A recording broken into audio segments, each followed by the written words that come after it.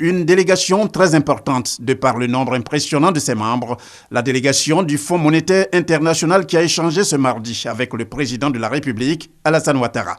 Il s'agit d'une mission en Côte d'Ivoire. Reçu au palais présidentiel ce mardi, il a été question pour cette mission d'évoquer, entre autres avec le président ivoirien, les bonnes performances économiques de la Côte d'Ivoire ces 4 dernières années. L'objectif de cette mission était d'examiner les récentes performances économiques et de passer en revue les perspectives à moyen terme et les politiques économiques que le gouvernement entend mettre en œuvre.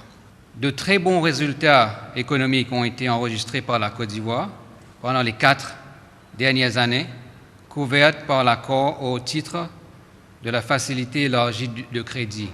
La croissance du PIB a été forte et d'importants efforts ont été effectués pour rendre cette croissance plus inclusive.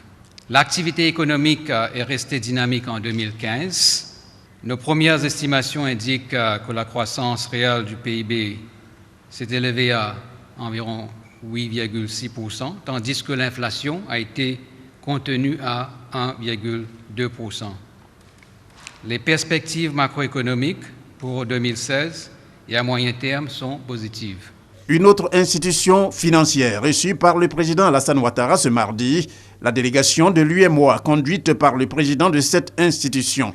Elle est venue présenter ses condoléances au peuple ivoirien et à son président, par ailleurs président en exercice de la conférence des chefs d'État et de gouvernement de l'UEMOA, à la suite de l'attaque de Grand Bassam qui a endeuillé plusieurs familles.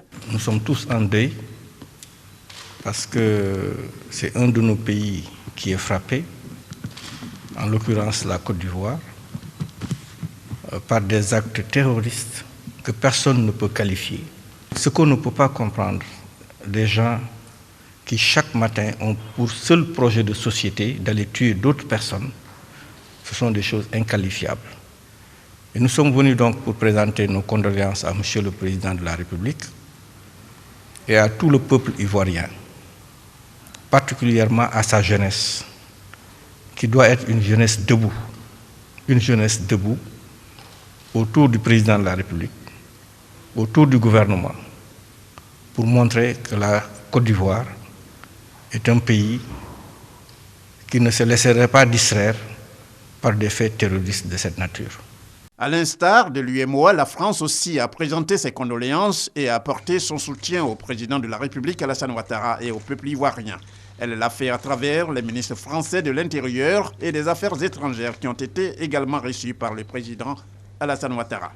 Je suis venu ici au nom de la France, accompagné de Bernard Cazeneuve, mon collègue du gouvernement, ministre de l'Intérieur, adresser un message, d'abord celui du président de la République, François Hollande, de solidarité, de condoléances, d'affection à votre pays, au peuple ivoirien touché dans sa chair.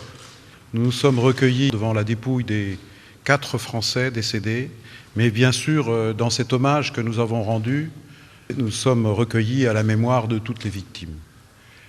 Après les attentats de Bamako, de Ouagadougou, mais aussi au Kenya, en Tunisie, en France, comme vous le savez, à 2 reprises l'année dernière, nous sommes la menace des terroristes de la même façon.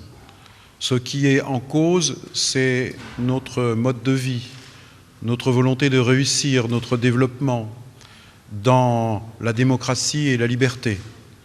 C'est ce modèle de société qui est menacé, qui est en cause, et que nous devons défendre de toutes nos forces, avec tout notre cœur, nos convictions et les moyens nécessaires, de façon solidaire. L'autre personnalité reçue par le président de la République de Côte d'Ivoire est le président de la Chambre de commerce américaine. Pour ce dernier, la mise en place d'une chambre de commerce américaine sur le sol ivoirien vise à favoriser le développement des relations entre la Côte d'Ivoire et les États-Unis. Je suis très heureux d'être ici en Côte d'Ivoire et en même temps très désolé des événements qui sont déroulés dans le pays. Et nous présentons nos condoléances au président, à son cabinet et à toute la Côte d'Ivoire. La délégation de la Chambre de commerce américaine que j'accompagne est ici pour développer les relations d'affaires entre la Côte d'Ivoire et les États-Unis d'Amérique. Nous croyons qu'il y a des opportunités dans les secteurs de l'énergie, de l'agribusiness et de l'alimentaire, de la santé, de l'éducation, et que ce sont des secteurs d'avenir en Côte d'Ivoire. Pour information, la Chambre de commerce américaine compte 100 représentations dans le monde, y compris la représentation en Côte d'Ivoire.